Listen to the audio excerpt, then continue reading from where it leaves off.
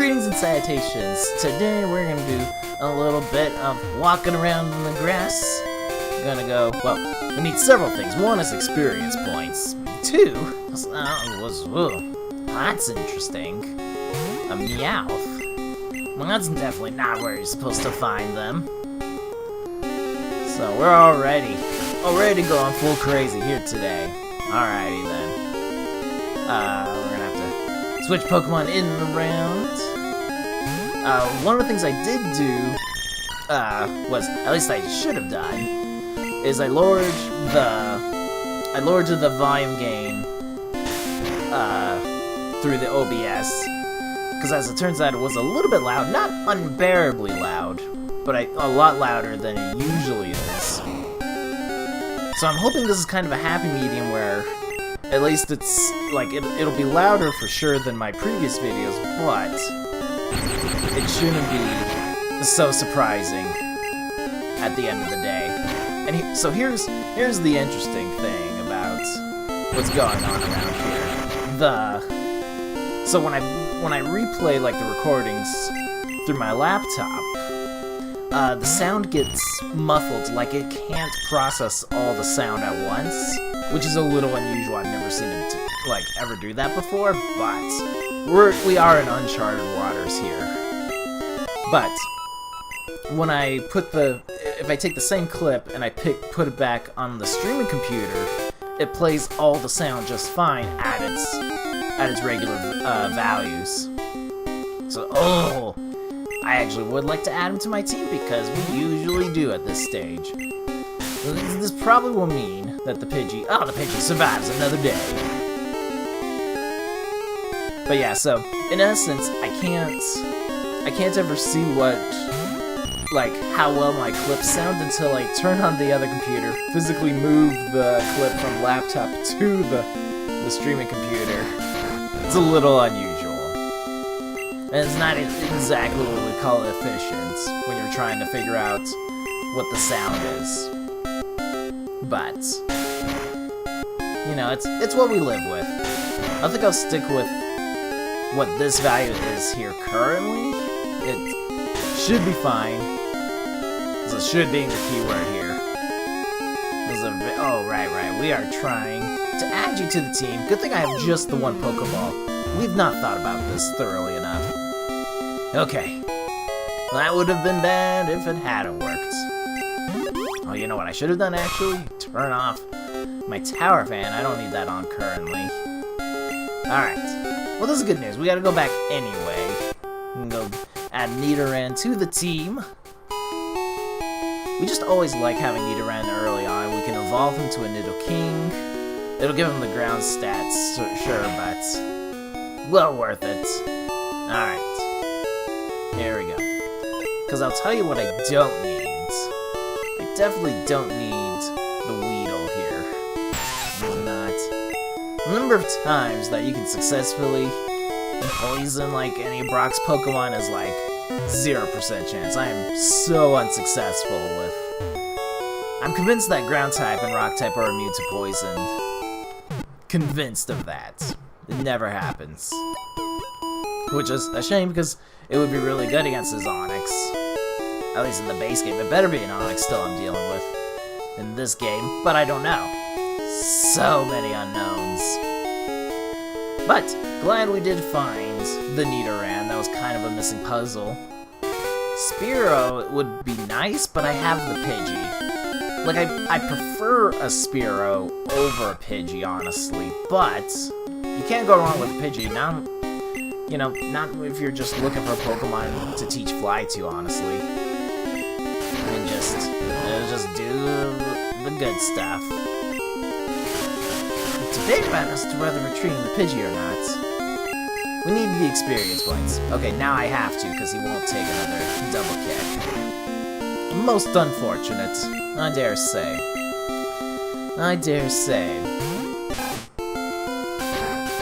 Okay, good thing we switched into the Rattata, because that was good. I'm just going down the line here, that's all I'm doing here. Yes, we will use the next Pokemon. I'm trying to think. Still, I'll tell you what, it's getting hot outside. Ugh. It's getting super hot. But at least last week, I finished doing that stupid limited research event in Pokemon Go where I was like, walk 25 kilometers in 5 days. This is unfortunate. But Pidgey's gonna get a lot of points. That's for certain. That's for certain, indeed. There we go. Perfect. Alright. So here's what I'm going to do as we work our way back to the Pokemon Center, because this will take a while, apparently, with some slightly lower level Pokemon we have on our team. I'm gonna go do a lot of training, and then we'll go, because we want to go face Gary. Get some of that extra money, see what's up, you know, get some more experience points for some of our Pokemon. But this will clearly take some time. So, I'll do some training. We'll come back once we feel like we're ready to go face a Gary. But I will see you shortly. Okay. Everyone is now level 6. That took like a good 30 minutes. Pidgey's kept fainting around. I don't need this mouse anywhere on the screen. Alright, let's see what our friend here has. I gotta scoot a little closer, yes. Alright. Pidgey and Rattata kept fainting, because they're level 2 and all that. Oh, Nelly. Alright, well at least it's a level 9. That's the... Where did he even find that? Where did he even find that? Okay, so Roar is different. Kinda like that. So, before, Roar would switch out your Pokemon with somebody else. It's not the end of the world exactly. But it was just more annoying, especially if you were trying to get specific Pokemon out on the fields and getting experience points. So that's an interesting way to go about it. Alright. So this bite's really strong. His bite's actually worse than his bark. Alright.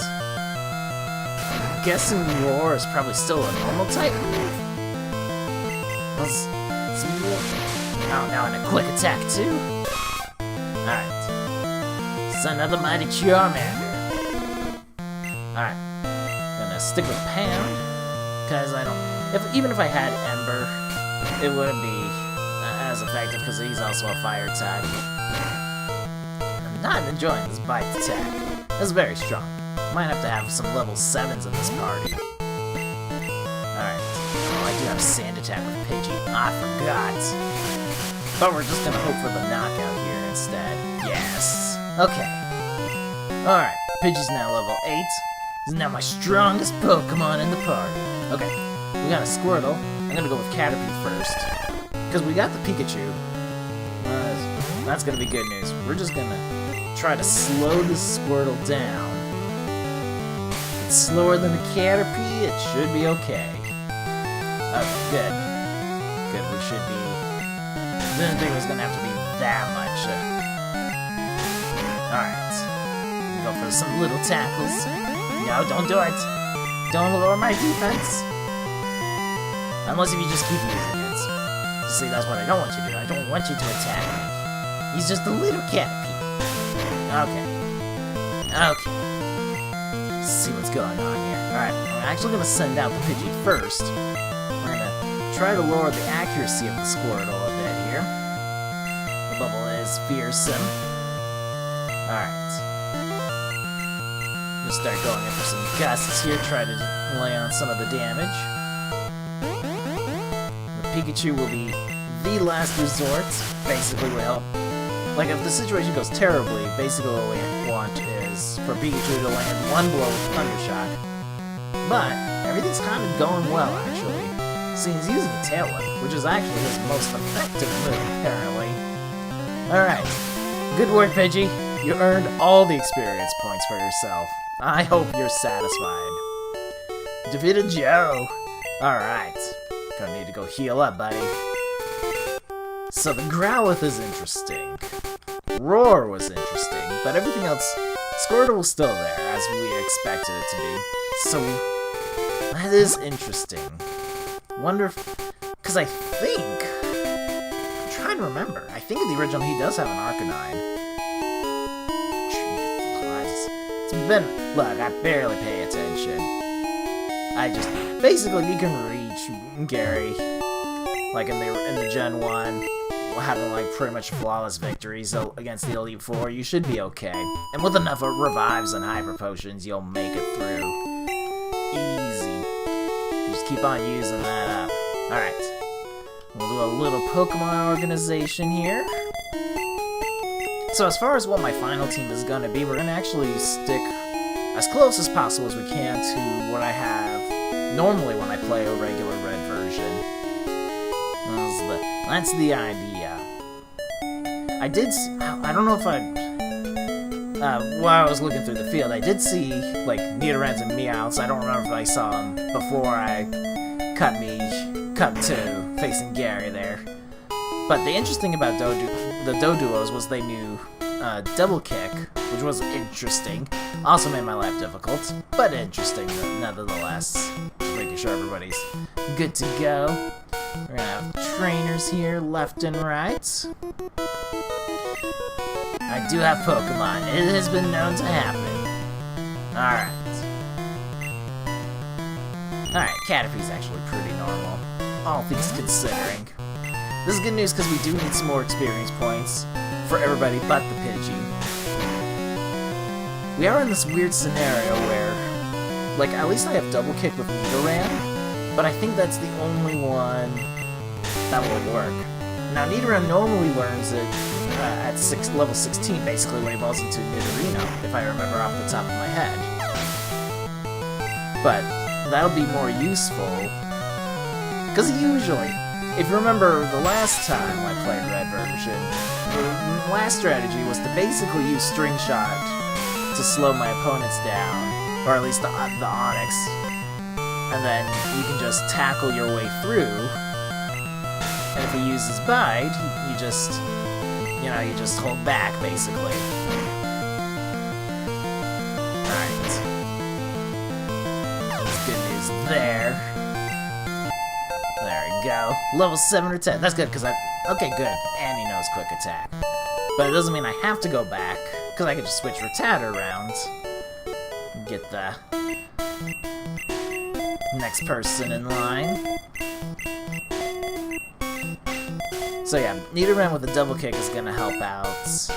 Pikachu will still be useless. Ground types and all that. Just, like, unless... I don't think any Gen 1 Pokemon are just Rock type. Or Rock type and not Ground type, I guess, specifically. Later on, like Gen 2, Gen 3, you'll see, in essence, just Rocks. Or, like, Rocks with the other types. But I think all of Gen 1 Rock Pokemon are sub-Ground type as well. It's possible I'm wrong about that, but I feel like I'm not. It's quite annoying, if I'm honest. Because at least the electric moves against Rock types will deal damage to them. But Ground type is the one weakness that you don't want to see. Only thing that we hate to see. Alright. Good thing Nidoran is poison type too. Made it easy work against the Weedle there. Nice! See, now everyone's leveling up. A Kakuna, yes. Oh, and I have a Charmander. It is a sad day. Sad day to be a Kakuna. Alright, I forgot I don't have Ember yet. I'm hoping Charmander learns it on this level 7. Kakuna learning String Shot's interesting, because normally, like, technically this would be improvement, because normally the Kakunas from the trainers are just only know hard, and so the free experience points, basically, you just have to battle your way through it, but now they're more difficult, because now he knows Poison Sting, and I don't want him to hurt my Charmander. I do not want that, because now I'm going to have to retreat him, and he may not get all the level up points. Tragedy. Tragedy here. Alright. Do a little zappy zap there. So, in recent news, we had There's been like the Summer Games Festival, which was more about showing off games we already knew about rather than premieres and whatnot. Did get the level up, by the way. I did see that. But Bethesda Xbox also did their showcase just Sunday. And not everyone was a winner in my book as far as games that I'm super excited about. But there were a couple. The big one was Starfield, which is Bethesda's space RPG game coming out. And that looks very interesting. It's gonna... One of the more interesting things is that I think a lot of people are gonna compare it to No Man's Sky, which is also like a big space RPG kind of deal game. Not in the same level that Bethesda Games does, but kind of like, I guess it's a little more Minecraft style where you need to collect a bunch of resources so that you can make stuff, basically. That kind of deal. I'm trying to rearrange Pokemon. That'll work. That'll work. But it'll be interesting. It's going for a 2023 release date, which, to be fair, like it's a delayed thing, but I feel like they're gonna need it, honestly. Like, Skyrim did not release bug-free. Let's just say that. Let's just say that. And what they don't want is like another Cyberpunk release where it's like, yeah, it's a great game, if you can get past every single game-breaking bug. So we'll see. Some high expectations, that's for sure. Because it's been a while since they've last made a huge game, honestly. I don't count Fallout, 76, 7800, the online MMO game, that I don't count. There we go. Oh, I didn't have to face it. I'm used to being in... Okay, I'm gonna go retreat. Get some healing done. But yeah, so there's that game. Another game that me and my youngest brother played on our computers was Gunfire Reborn, which is kind of like a Borderlands-style shooter, roguelike, where it's like you try to go as far as you can, you'll die eventually, but you get to spend points on your characters. Points you earned during the run, I should say, on characters to make them stronger for your next run. Rinse and repeats. And it's actually like a really fun game. That is coming to the Xbox consoles and through Game Pass, if I remember that correctly. I can only hope that it'll be cross-platform, because that would be super cool. But we actually like really enjoy that game. And it's been a while since I've seen them like do a major update.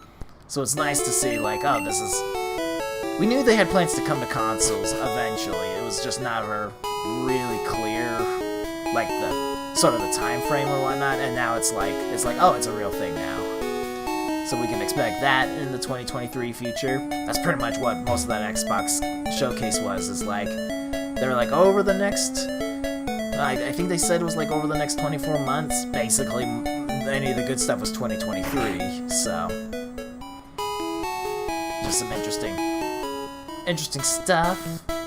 A game that I actually helped in beta a little bit, Grounded, that's going to full release.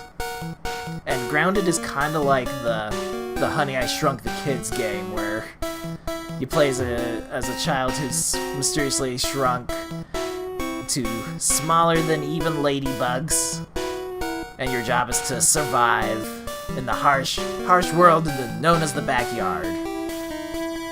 It's actually like a pretty clever game, like, not gonna lie. But it's one of those games where it's probably better to play like with friends to co-op and go through together, but I can't experience that for myself. I only could play by myself. Was the only option when I was beta testing it. Oh, that's a surprise to see. We did a lot of searching for that Pikachu too. We didn't see a Venonat. Mine is a new one on me. What's the hurry? I'm trying to get to the next city is the hurry. That's what I'm trying to do, sir. Alright. He's like the gatekeeper here. This level 9 Caterpie, super buff. He's like, none shall pass me. Not unless you can defeat a level 9 Caterpie. Alright. Just keep on tackling. Because I don't mind if he does the string shots. Just the... That's just what I'm aiming for. Only string shots.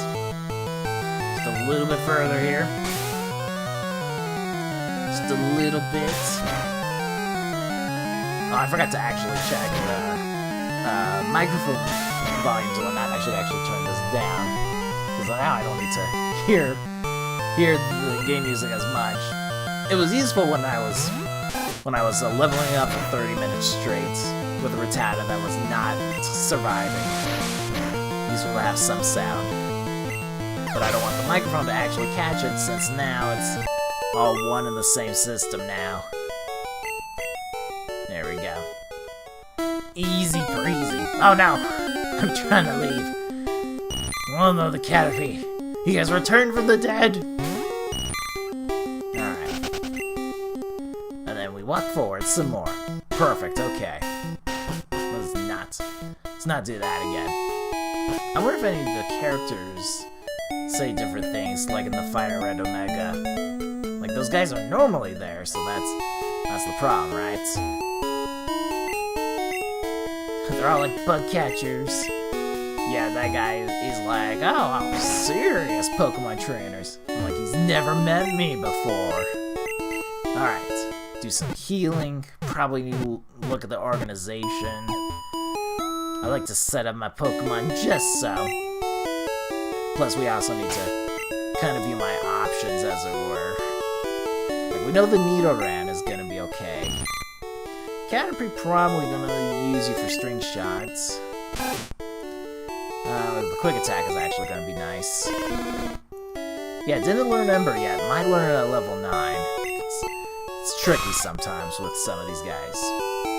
Nidoran, basically what we hope for is the last Pokemon for Brock is Caterpie to string shot it, Nidoran to kick it, Pikachu to not do anything. Growl will be your big thing. Growl will be how we get through life. We do have a sand attack too, but that would be more buying time rather than anything else. It's just, it won't be that useful. But, we'll do a little, we'll go into the gym next time round. We'll see what's what. This is beautiful work. Already got thrown off by a Growlithe from my rival. It's just, I think in the normal game you don't even see a Growlithe till, golly, it might be on Cinnabar Islands is when you actually can find them in the wild. Possibly the Safari Zone, but it's usually late game. So, well, that'll be interesting. See what he's got next time round when we get to Cerulean City. But that's all in the future. Hope you're all enjoying your day, and I will see you next time. Take care, everyone.